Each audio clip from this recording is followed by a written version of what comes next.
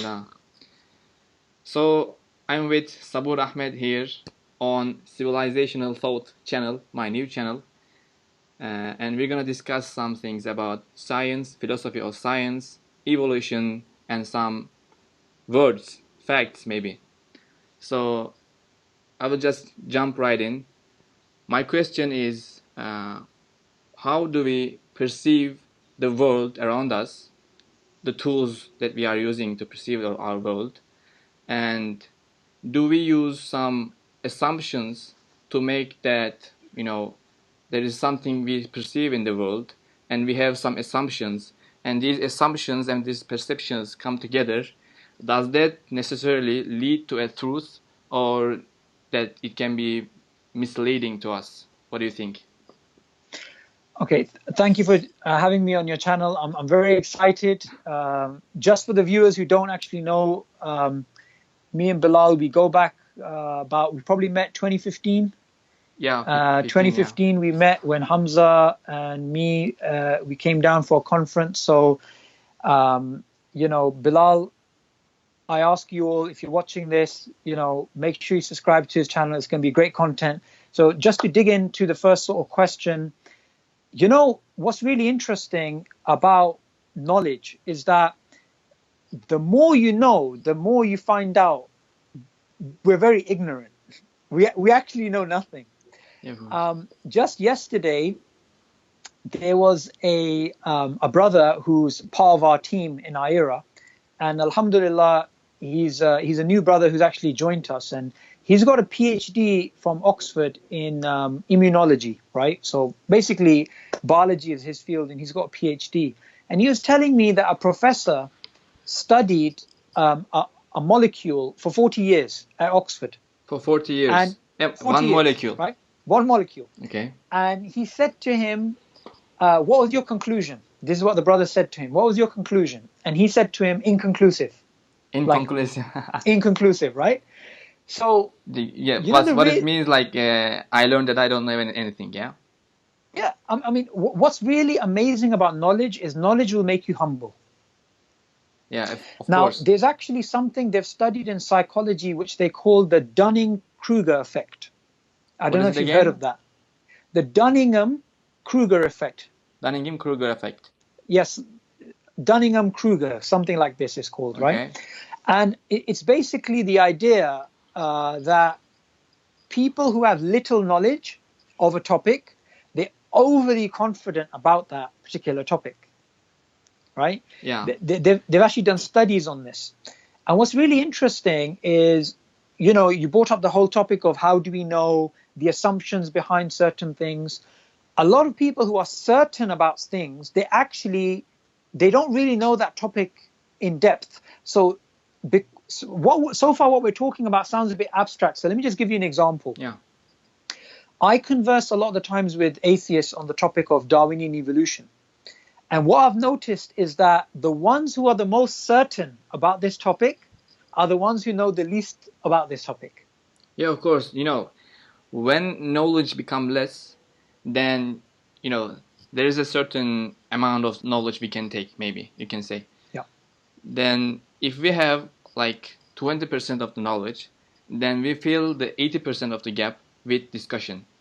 Yes. If it's totally full, then we will not need any discussion.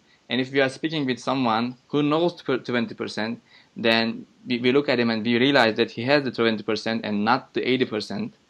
Then we are thinking to cut the conversation short, or without telling him any shocking news, just stand aside. Yeah, absolutely.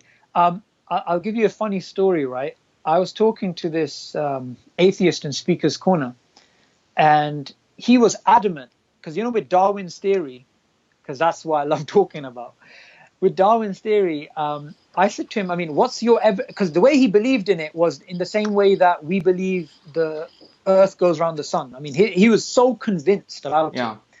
So I said to him, what's your evidence? I mean, why are you so convinced about this, right? He said the fossil record. Fossil record. So he just said the fossil record. So I said to him, the fossil record is a subfield in biology, right? Paleontology, as it's known. Yeah. When I ask you for evidence, the answer is not the fossil record. You have to explain how the fossil record is evidence of Darwin's theory of evolution, because you can use the fossil record to come up with Darwin's theory of evolution, or you can come up with orthogenetic evolution or Lamarckian evolution or evolution by natural genetic engineering or self-organizational evolution or whatever, right? A whole bunch of things. Yeah. He just thought it was enough to say the fossil record. And if you pick up a book, any book on the philosophy of biology, or a book by a prominent paleontologist, they will say to you that the fossil record is an open book. You can come up with different inferences. You can look at the fossil record and you can come up with universal common ancestry, the hedge of life, the web of life. You can come up with many, many different inferences. In fact, some evolutionary biologists, when they speak about the fossil record, they describe it in a way that the same fossils can give rise to multiple, almost an infinite number of evolutionary pathways, each of which is equally epistemically equal. So not one path doesn't make more sense than the other. And just to point out a book, The Accidental Species is a really interesting book, Misunderstandings of Human Evolution. It's written by, I would say, one of the highest authorities in evolutionary biology, right? Much higher than, charlatans like Richard Dawkins, right? It's written by Henry Gee. He's the senior editor of the most prestigious journal in the world, which is Nature, right? Nature magazine. Nature, yeah, Nature journal. Okay, journal, yeah. It's the most prestigious in the world, and he's an atheist and he's an evolutionary biologist. He says in the beginning of the book, he draws out a graph, right? Yeah. And he has a few dots. Then what he does is he draws a random evolutionary line between the dots are the fossils, if you imagine. Here's where we are, here's with the beginning of life. And here's a few random dots. So what he does is he draws a random line and he calls that A. Then he draws another line and he calls that B. Then he draws another line and he calls that C. These are lines through the fossil record. These are inferences. Okay. And then he says, you can make an infinite amount of inferences based upon the fossil record. All of them are epistemically equal, and none of them can you say is absolutely correct. So that's the difference between someone who has a lot of knowledge, like Henry Gee, and an atheist that you would meet in the street who would simply say, what's the evidence for Darwin's theory? The fossil record, right? Yeah, so of course. I think this is a good example to show the difference between the popular understanding and the popular understanding and the way that science is actually pursued.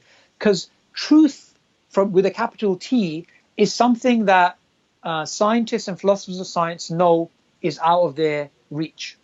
Yeah, of course. The usual thing that some atheists do is they are trying to fill an ontological gap with epistemology. Yes. Yeah, because Absolutely.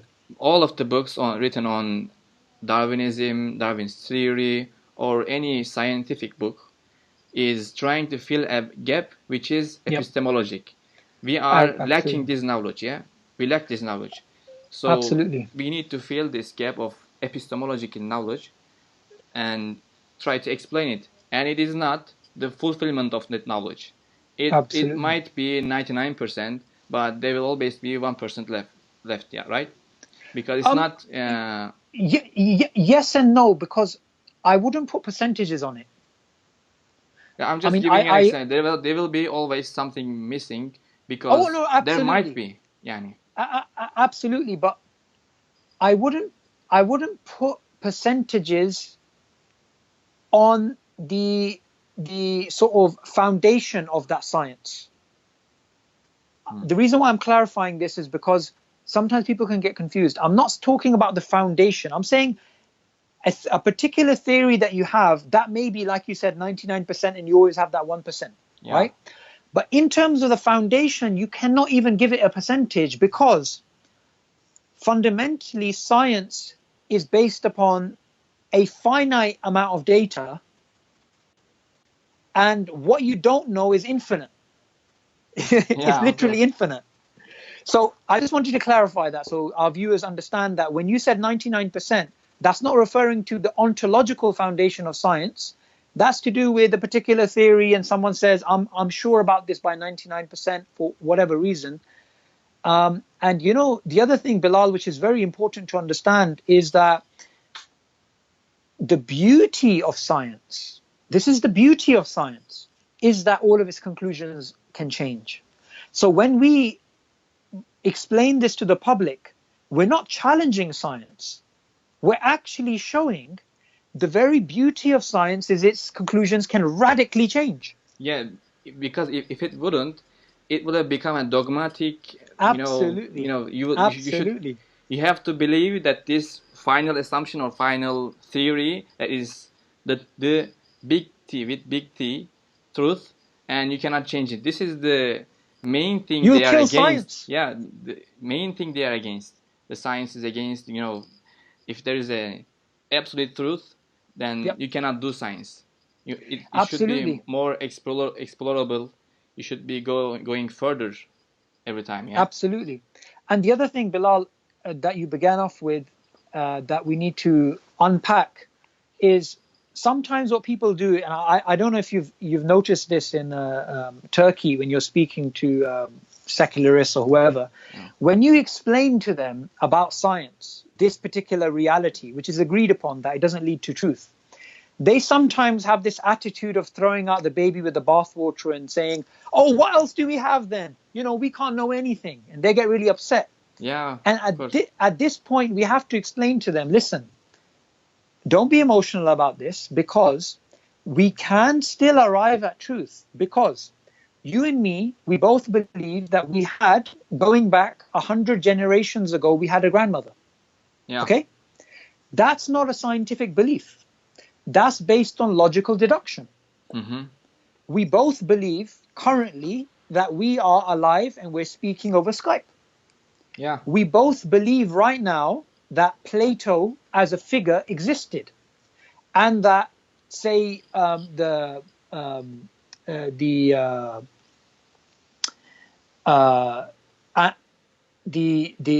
Turks of modern day Europe, they originally came from Central Asia. Yeah. This is not a scientific belief. This is a testimonial belief. And there's literally 99% of our knowledge is non-scientific. It's actually testimonial. Yeah, of course. Yeah. So when people throw out this thing, right, oh, you're saying science changes, therefore we can't know anything, and they get really upset. You say to them, listen, just calm down, because the vast majority of our beliefs are not based on science anyway. We are not looking for an empirical evidence for everything in our daily lives. Yeah. Absolutely. I mean, the strongest beliefs that we as human beings hold are moral beliefs. Yeah. Right? We strongly beliefs, there's a distinction between the beliefs and the things that we learn. We learn something that we perceive it, but sometimes we don't believe it, sometimes we believe it. So when we believe something in life, we don't usually and necessarily go for the evidence. We just take it and believe it. But for some things, some things that we are not familiar with, when we hear it, then we are going for some experts. When we are a child, we will go for our father and mother, or when you are grown up, you will go for your teacher to test the information. Yeah. Yep. Absolutely. And the thing is, the other thing which is very important to understand at this particular point is that truth itself as a concept is not based upon science. The idea that truth exists, that it's not subjective, that truth itself is an objective reality, this is a metaphysical belief which is innate. Yeah, this is something you decide before doing science. Absolutely. It's an a priori belief. Yeah. And likewise, I believe and you believe in right and wrong. That right and wrong are not subjective sociological constructs, Yeah. They're not biologically determined environmental factors, and they're not arbitrary. And if you speak to a general person, just a random layperson in the public, and you say to them, do you believe in right and wrong as objective things, that they are things in the world which are like 1 + 1 is 2, whether people agree or not, they are objective part of reality, the furniture of reality, that right and wrong exist. Mm-hmm. Almost everyone on the planet, except for navel-gazing philosophers, will say, yes, objective morality exists. Yeah. Yet there's no scientific empirical evidence for that. They believe in it. Absolutely. We believe in it. Okay, as I said, between the belief and between the knowledge, scientific knowledge, there is a big gap, and we don't Absolutely. in daily lives perceive the knowledge we get from others as a scientific theory or something. It's just the Yes. knowledge. It's just someone told me, and this is it. Yeah, I mean, we have different, if you like, routes to knowledge. Okay. Yeah. One, if you were to do a cross section of my beliefs, right, and my head was turned this way, Mm-hmm. number one, I would have innate beliefs. Innate beliefs are not based upon observation. Innate beliefs are truth exists, morality exists. My brain, my rational thoughts can arrive at truth. Mm-hmm. So these are all innate beliefs. Other than that, I have things based on reason, such as logical deduction, that I did have a great grandmother, okay, going back 100 generations. There's also testimonial truths. Genghis Khan existed. Alexander the Great existed, Yeah. right? Likewise, going beneath that, there's another route to knowledge, which is empiricism. I can see things, I can feel things, I can touch things. Science is a subsection of empiricism. So if you like, we have innate beliefs, we have testimonial beliefs, we have beliefs based on reason, we have beliefs from empiricism. Science is a subsection of one of those routes of knowledge. So if we are only elucidating for people the reality of scientific knowledge by showing its inductive nature, that it can change, we're not challenging the basis of all knowledge. People, they get really emotional about this. And, I on my YouTube channel, Darwinian Delusions, a lot of atheists comment on there. And when I made a video explaining about the nature of science, interestingly enough, some of the hardcore atheists on the channel, they actually agreed that science doesn't lead to absolute truth and Darwinian evolution is not absolutely true. But then some of them got upset and said, well, how else do we arrive at truth if we don't have science? And my simple answer to that would be, well, we did believe in truth before we even had the scientific method. Yeah, we believed in Right? the truth. Yes, absolutely. And look, the scientific method itself, and this is very, very important to understand. I mean, just today, I WhatsApped you the picture, Science Amongst the Ottomans. Yeah. Right? I was really excited about this book because what I'm researching, what I've been researching recently is the history of the scientific method itself, not the scientific achievements of the Muslims, right? But the history of the scientific method itself. Now, the first thing is there's a lot of misinformation. And what's amazing about this particular book, Science Amongst the Ottomans, is it goes to show that there are some paradigms which exist in academic and non-academic circles which are false. And one of the paradigms which is false is that the Ottomans were backward, is that the Ottomans didn't take from other civilizations, and that there was no such thing as Ottoman science. And this academic who wrote this book, I've forgotten her name, but she's actually an Israeli professor, and she's known as a Ottomanist, someone who studies Ottoman history, and she goes to show that this whole impression that Islam after the Golden Age, they stopped doing science. She shows it's false, because she shows that even as late as from the 14th to the 20th century, the Ottomans had a unique type of science, which was known as Ottoman science, which was distinct to Western science, and that they were very sensitive to Western technologies. And when the Wright brothers, who got the first manned flight, Okay. they made the first plane, within a very short period, the Ottomans launched their own Ottoman Air Force. And this they is were very quick at adopting technology. So this ridiculous idea that the Ottomans were anti-scientific, and they were slow at technology, and they're the sick man of Europe, and the way they try and, because the reason why they're attacking the Ottomans is because they're attacking Islam essentially, and they just want to show Islam is backward. It shows you it was wrong until the beginning of even the First World War. Yeah, of course. This is also works for philosophy also, because of course, most of the people think that philosophy ended after Al-Ghazali. Yeah, but that's very wrong, because after Al-Ghazali you can find, even from the Western, the Orientalists found so much information, so much interpretations of older philosophical texts, from Aristotle, from Socrates, from the Greek philosophers and their translations. The Muslim world actually, as you know, carried the philosophy to the Western world. Yeah. And absolutely. Another thing about the distinction about science and science before modernity.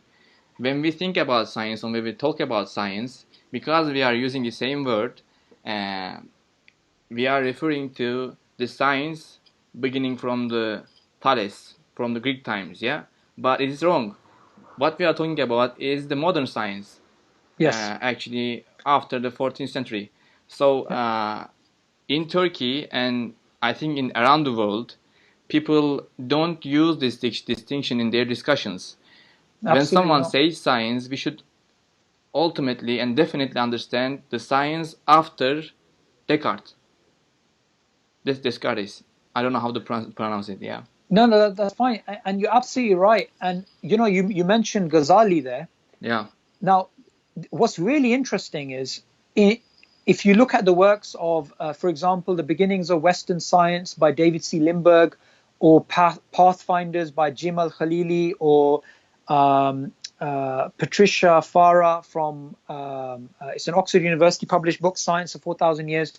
It goes to show that after Ghazali, we still had Ottomans building observatories. We had, and George Saliba's book as well on this topic, and these are all non-Muslims, where he speaks about, the classical narrative that Ghazali brought down science, right? They're saying it's nonsense and they're saying it's silly because we had scientific achievements in the Islamic world after Ghazali. In fact, the golden age of Islamic astronomy happened after Ghazali, about 200 years after Ghazali. On top of that, we had lots of achievements in the Muslim world which were not in Ottoman Turkey, in the Ottoman Empire, in Mughal India, because Mughal India again was an Islamic empire. Yeah. And in Islamic Spain, we had so much. Not in Islamic Spain, but in the Middle East, we had so much Islamic activity still going on after Ghazali. And what Jim Al-Khalili says, and he's a atheist, he's a humanist. Mm-hmm. He basically says this idea that Ghazali brought down science is silly. And what he goes on to explain is, one, Ghazali had a problem with aspects of Muslims adopting Greek Hellenistic thinking in regards to theology. Ghazali had no problem with medicine, with physics, with chemistry, with biology, with what we would consider today science. His problem was a purely metaphysical problem.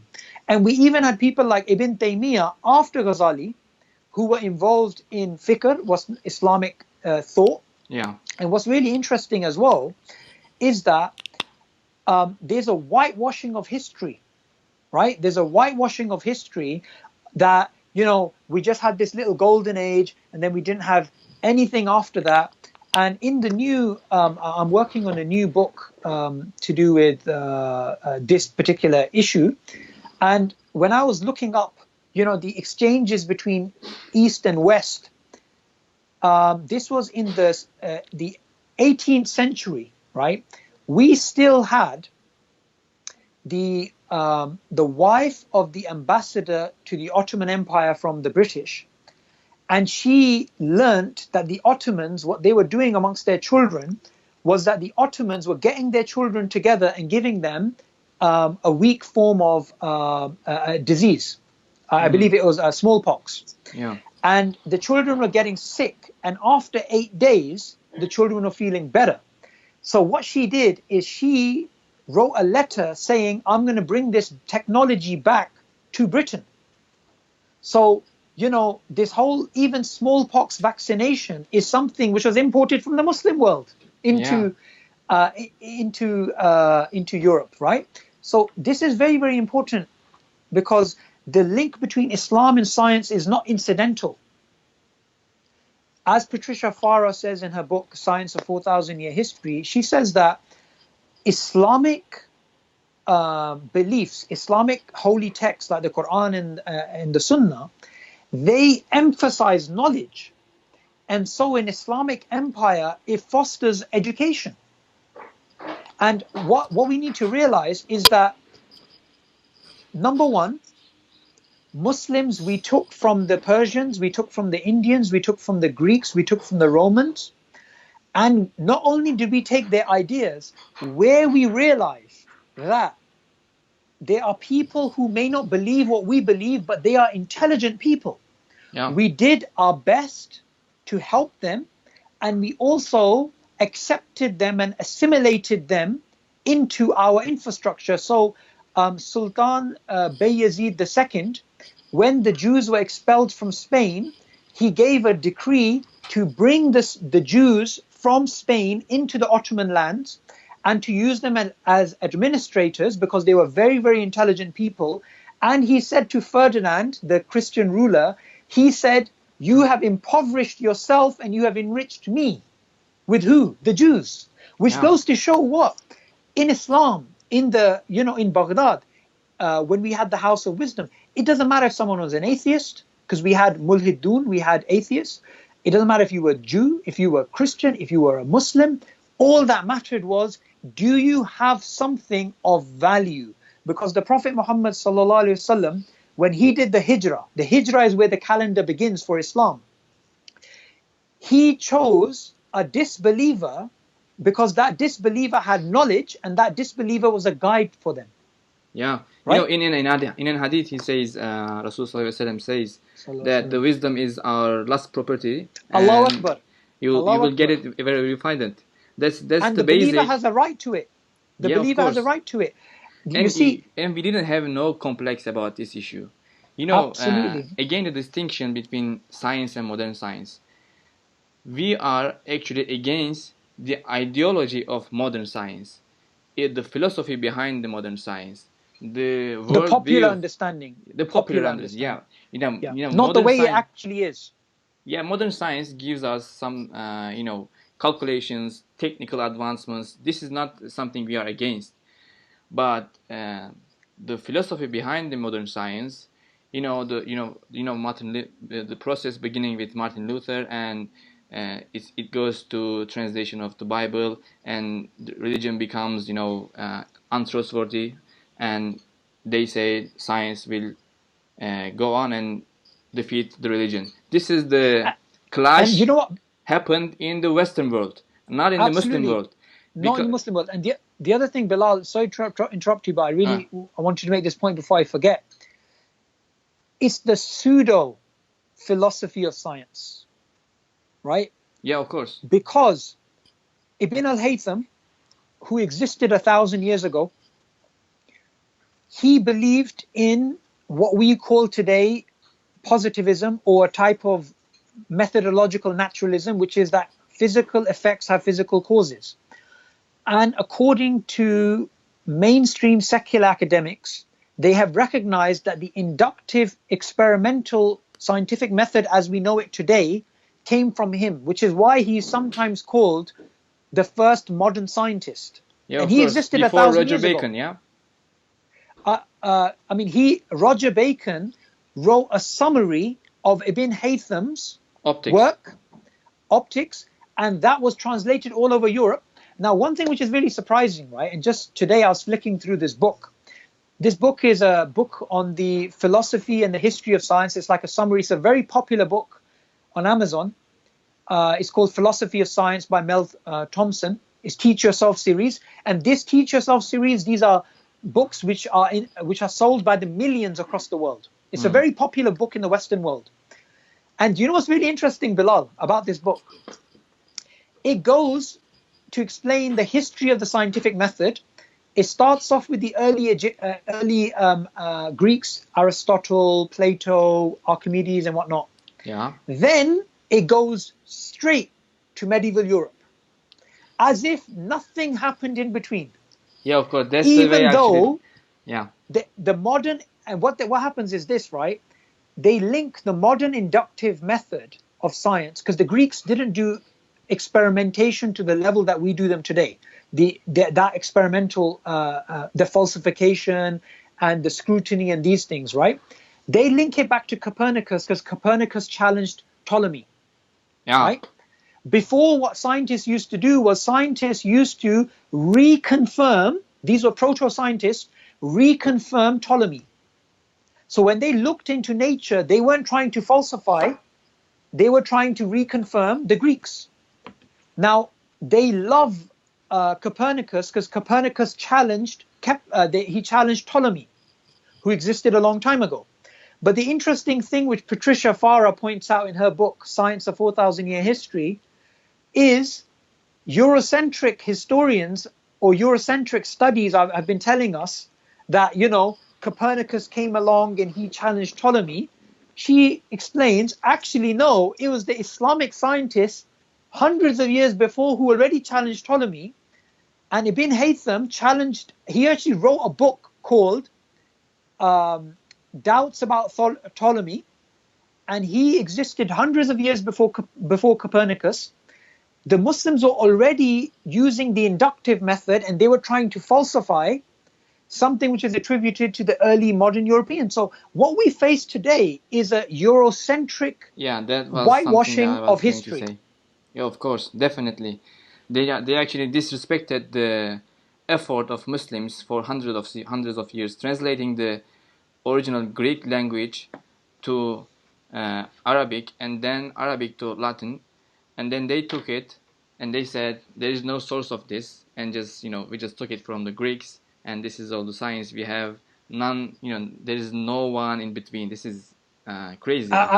Absolute nonsense. And the other thing is the second Khalifa al-Mahdi, the second Abbasid Khalifa, he translated a book called Topics by Aristotle.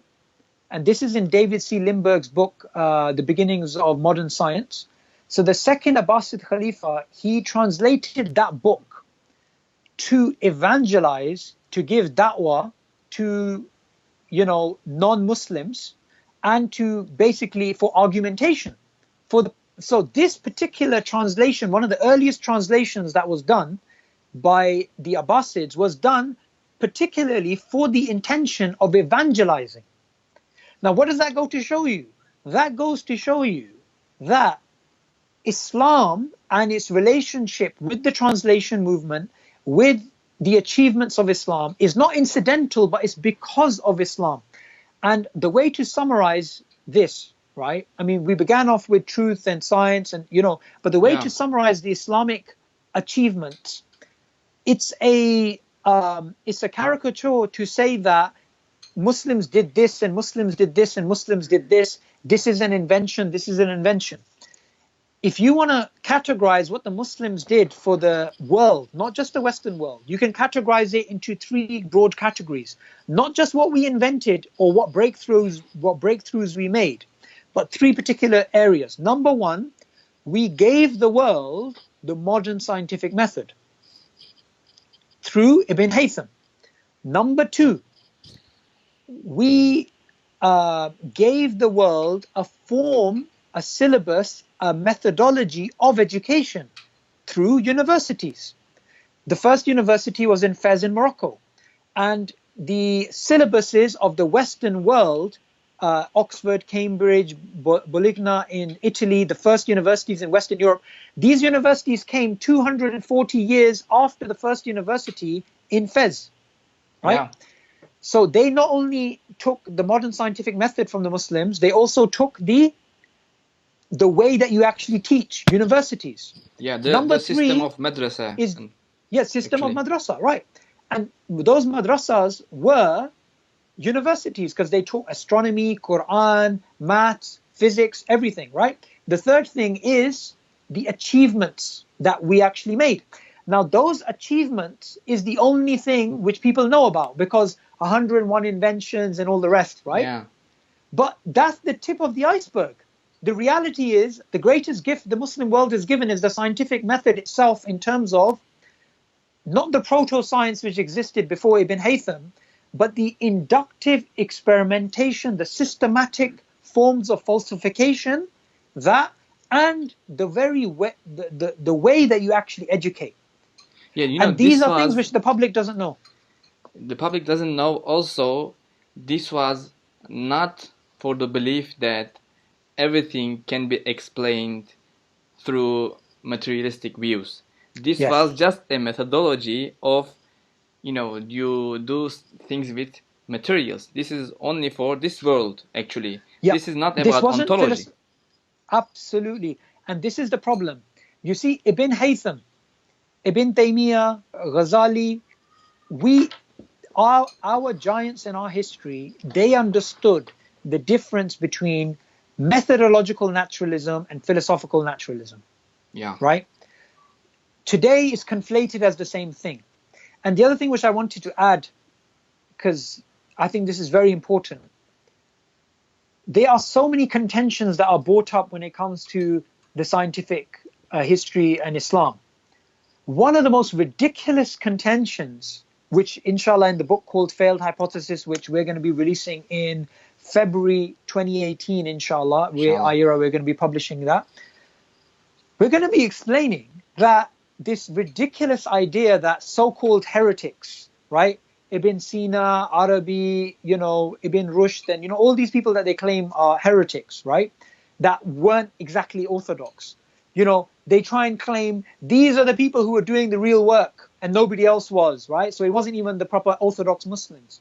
Mm-hmm. This is the most ridiculous contention because, number one, the vast majority of the intellectuals who were involved in the translation movement, the scientific movement, like Ibn Haytham, like Jabir ibn Hayyan and others, they were devoutly religious. Yeah. Ibn Haytham said, I'm studying science to be closer to God, right? These guys were religious. Al-Khwarizmi, again, very religious. Secondly, I'm sorry to cut, Jews, but they were not trying to fill an epistemologic gap because they didn't have the ontology. No. The ontology is on the center of their ideology, their thinking, but the epistemology just for the sake of the ontology. Maybe we can explain it like that. Absolutely. So number one, they were a few names.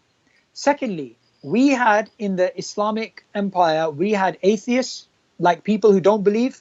We had Jews. We had a lot of Jewish academics. We had Christians. We had Persians. We had Zoroastrians. We had everybody working together. But what's very important to understand, and David C. Lindbergh points this out, people like Ibn Sina who held views which were unorthodox. They weren't burnt at the stake. Yeah. They weren't persecuted. And he points this out. And most importantly, they were products of the Islamic environment. And what's interesting, these so-called heretics, according to them, none of them claimed they were non-Muslim. Ibn Sina considered himself a Muslim. Yeah. And even if he didn't, all the rest of this argument would still make sense because overall, the Jewish academics, who we can name more of them than we can name the heretics, right? Now, the Islamic achievement was not due to the Muslims alone, to the Jews, to the heretics, to the atheists, to the Christians. It was due to the environment that Islam created that facilitated these actions. I mean, on the British £20 note, we have the famous economist Adam Smith, right? Yeah. And Adam Smith has this famous, I mean, one of the most famous statements that's attributed to him is, money is a matter of belief, currency, right? Adam Smith said the first state which facilitated the cultivation of the sciences was the caliphs. Yeah. Right. So we absolutely have a rich history, and online, when you go online, you watch for videos like Neil deGrasse Tyson taking on Islam and science, and all these atheists are celebrating, and he makes fallacies. Stephen Weinberg, Sam Harris, these and Douglas Murray, right? These guys, they have really popular videos and a narrative about Islam and science, and Muslims didn't really achieve this and whatnot, right? I've just named to you these four popular guys. All four of them are not academics in the history of science, and all four of them happen to be people who are anti-Islam anyway. Yeah, of course. So what you'll they find popularized their ideas, actually. Right. And what's interesting, I'll just give you one of them, because one of them is actually an academic, right? Which is Stephen Weinberg. Because Sam Harris is a charlatan. He's, if you look at his research work, I mean, he's just done his PhD. Hamza recently completed his master's in philosophy of mind. And I said to Hamza, I mean, do they reference Sam Harris? And Hamza said, Sam Harris is not an academic. He's not referenced in the philosophy of science. And, everybody thinks of neuroscience. But anyway, one of them is an academic. His name is Stephen Weinberg. He won the Nobel Prize in Physics. Stephen Weinberg wrote in his book that, Ghazali ended the Islamic flourishing because of his anti-rationalist attitude, right? Yeah. The funny thing is, number one, and this is absolutely phenomenal, we have amazing achievements after Ghazali, number one. Number two, the history of Islamic scholarship is not monolithic, because, as you and I know, not everybody follows the same scholar. So this whole idea that one guy decided to bring it all down. Number three, Ghazali himself was a scientist. Yeah, of course. He actually... one more thing. Yeah. Number four, according to secular historians, Ghazali's problem was purely metaphysical, nothing to do with physical sciences. They were unaffected. And check out this thing, which is going to be in our book as well, Failed Hypothesis. Yeah. Ghazali considered important scientific knowledge like medicine. He considered it fard-e kifaya. What? Fard of kifaya. Fard-e kifaya, yeah. Yeah. Unobligatory. I hope I'm saying that correct. So knowledge which is fard upon the community. And Ghazali complained and said, when we go through the city, there are so many people who know the fiqh. Yeah. Yet we have people who are ill, but we don't have physicians. So Ghazali was complaining, and he gave another analogy.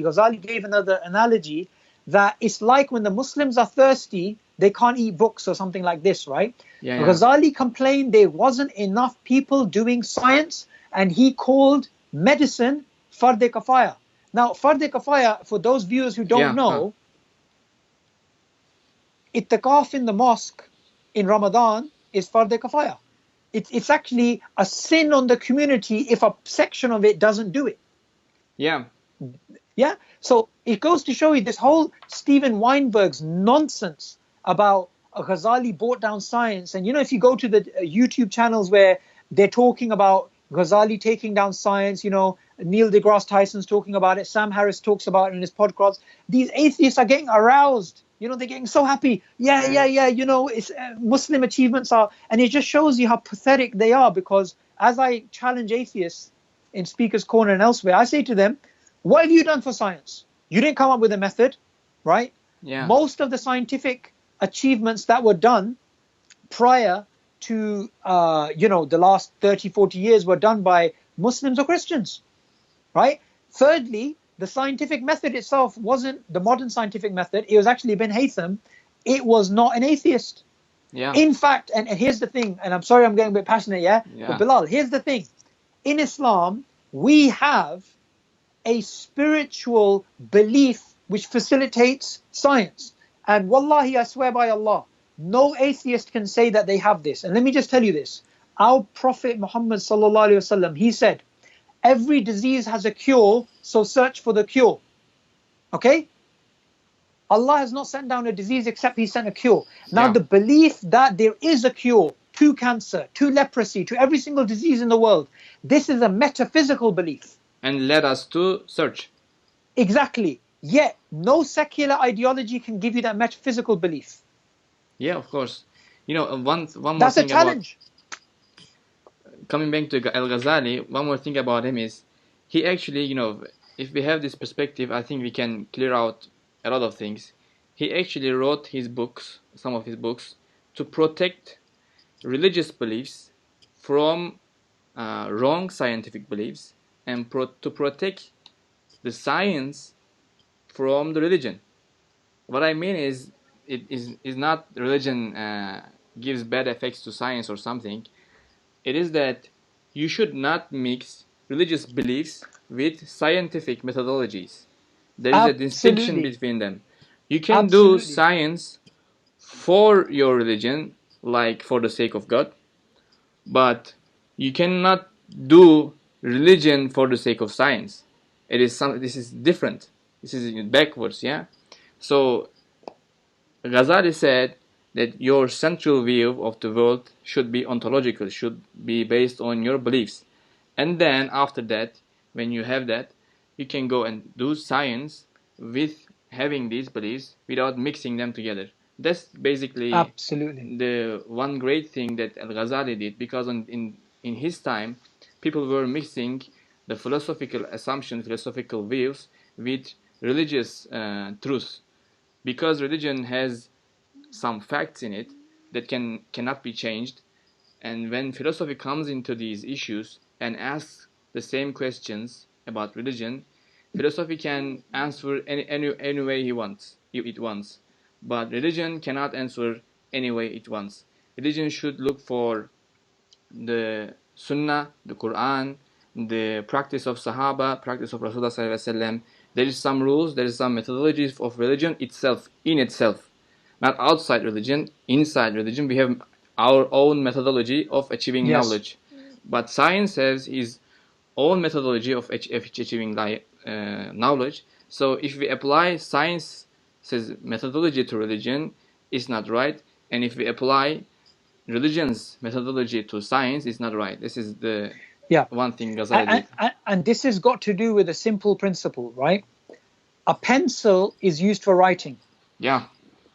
You can't use a pencil to use it as a foundation of a building. You wanna build a foundation, you put pencils there. No, pencils are there for writing. Yeah. So the belief in science, right? That science, we have an inductive method, we have falsification, we have these things. And the belief that we have, that we get from reason, we get from testimony, we get from mathematical truths, from logical truths. These two things do not cross over because it's a corrosive relationship. So for example, you cannot scientifically show that 1 + 1 is 2. That is something based upon reason, based upon logic. So the Quran and Islam we can prove using reason. Yeah. So it's a subset of reason. So to use this sort of analogy, it's like using a pencil for the wrong thing. Now what's very important to understand from this is this, right? Overall, and this is a good thing to end upon as well. Yeah. Islam facilitates science, and Islamic ethics facilitates science. And I want to share a story. One of my friends, he's an evolutionary biologist. Alhamdulillah, by the permission of Allah, he has a PhD from Cambridge in biology. And he worked on fluorescent proteins, and he's just an amazing brother. This brother was telling me that he was working for a pharmaceutical company which had knowledge which could have saved the lives of millions of people, yet they patented that knowledge, so people were not accessing that knowledge. And he knew things that could save the lives of millions of people, but he couldn't publish it. So what he did for the sake of Allah alone, he got together his PhD students and he went around the patent. There was a loophole. He went around the patent and he published Fi Sabilillah for free in a journal called Malaria Today. MashaAllah. And he put on the internet so that people in Africa, where this needed the most, they got that particular knowledge, which was hoarded by these evil companies which hoard this knowledge. You know, they call it intellectual property, but as we know in Islam, hiding beneficial knowledge is a grave sin. Yeah, of course. Right? You can't hide knowledge for the sake of money. You can't do that. So he did something knowledge which is worth millions of pounds, millions, he put out. Because of this, he was shunned by the industry. There was conferences that he was supposed to speak at and he wouldn't get to speak at them. And he's seen as an outcast. Right? Yeah. He did something for the sake of Allah which did him damage and which cost him something. Yeah. Tell me any aspect of a secular ideology which will make someone do that. We would call that virtuous and we would call that scientist a virtuous person. Yet you will not find secular ideology which can bring that. And why does this person do this? He told me what drives him. He told me what drives him to do what he does and I've actually been to his lab. He said it's the Quranic verse. Whoever saves the life of one saves the lives of all mankind. Yeah, that's what drives him. No secular ideology can give you that. Yeah, no secular ideology can give us that. And for example, let's say someone who's not a Muslim, who is an atheist, did that. He can do it, yeah, because he feels that the other people need it. So to help them, he can go over all these issues, and for the sake of whatever, he may do that. But to explain this thing, you know, the most, if he's a he has a materialistic view of the world, he will say, I did this because I had some neurochemical activity in my brain. Yeah, this is the utmost explanation of everything. Absolutely. I had no choice. Yeah, I had no choice. I was determined to help them. Absolutely. Yeah. I'm just a bit critical of time because we yeah, have Isha Salah upstairs. It's been 1 hour. Thank you so much. It's been an hour. Yeah, an hour. Yeah. It was a great conversation. Thank you so much, and may Allah help you for your work. And inshallah, we'll see each other again, and the viewers will see us again, inshallah, in this channel. So thank you for joining me, Suboor Ahmad from iEra. Assalamu alaikum. Wa alaikum salam wa rahmatullahi wa barakatuh.